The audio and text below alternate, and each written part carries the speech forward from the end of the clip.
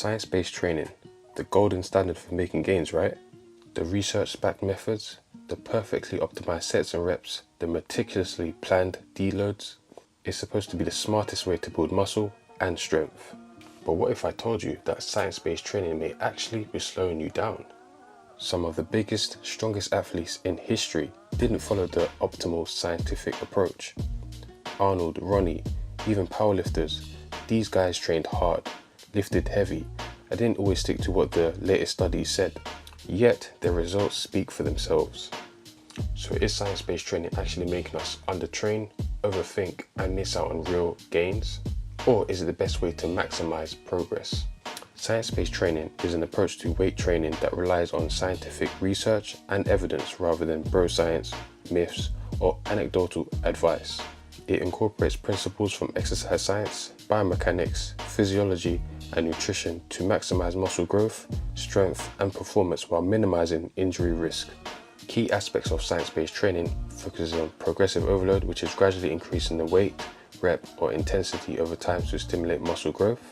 Evidence-based training splits using research-supported routines like full body, upper-lower, or push-pull legs for optimal muscle recovery and growth. Optimal volume and frequency, which is training each muscle group with the right number of sets per week, typically 10 to 20 sets per muscle group, based on research. Exercise selection and biomechanics, which is choosing the right movements that align with the muscle function, and individual autonomy for maximum efficiency.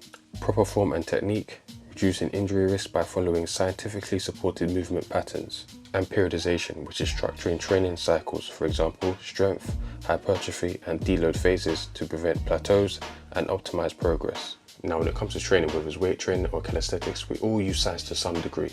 I can never argue that. We can all never argue that. And I do, in fact, respect the science-based lifting community because it is very important. Science-based lifting or training is a great approach. However, it does have its downsides and consequences which you need to be aware of. Let's start with information overload.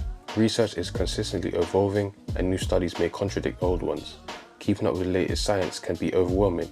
We even see multiple science-based content creators arguing amongst each other when different studies or theories clash against one another.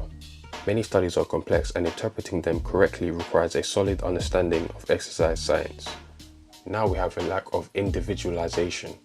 Scientific studies are based on averages, but individuals can respond differently to training. Some people may thrive under unorthodox or non-optimal training methods that science doesn't fully support. Now let's move on to the overcomplication from science-based training. Some lifters get caught up in perfecting each little detail, for example, numbers of sets, reps, and rest times, instead of just training hard and being consistent. This even comes down to the amount of sets you do per muscle group per week. For example, we tend to hear studies about, 10 to 20 reps is good enough for muscle growth. And then you hear studies about up to 40 sets per muscle group. And it can lead to a lot of overcomplication when it comes to how you should actually plan out your training.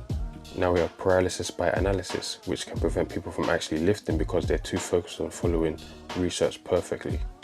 One of its biggest problems is limited real-world application. Studies are often conducted in controlled environments that may not reflect real-life gym conditions. Some research is done on beginners which may not translate well to advanced lifters. And if you take a look at these science-based creators on YouTube, you tend to see that the studies that they reflect on tends to be on beginners only and is rarely ever seen on advanced athletes. So it's very hard to decide what will actually work for you and what will not work for you, because as you get older, as your training advances, it's going to change over time. So you can't always rely on these studies and think it's going to work for you. And lastly, we have ignoring anecdotal experience and evidence. Just because something isn't fully proven by science, it doesn't mean it doesn't work. Many bodybuilders and powerlifters have had success with methods that lack strong scientific backing. And dismissing old school bodybuilding techniques entirely can be a big mistake, as a lot of them are still highly effective today. Science-based training is a powerful tool, but it should be balanced with real-world experience, personal experimentation, and consistency. As for someone who's trained for over 10 years, I can tell you firsthand that training is not a one-size-fits-all approach. Do what works best for you. Try different things out, rotate different things, and just experiment, as I said earlier. It's all about finding what works best for you and what is suitable for your body, what you enjoy. You know, sometimes your body might not be used to doing or isn't structured for doing certain exercises like a barbell squat, for example. So you have to find different approaches and different methods and alternatives that works for you that might not be what the science says that you should be doing.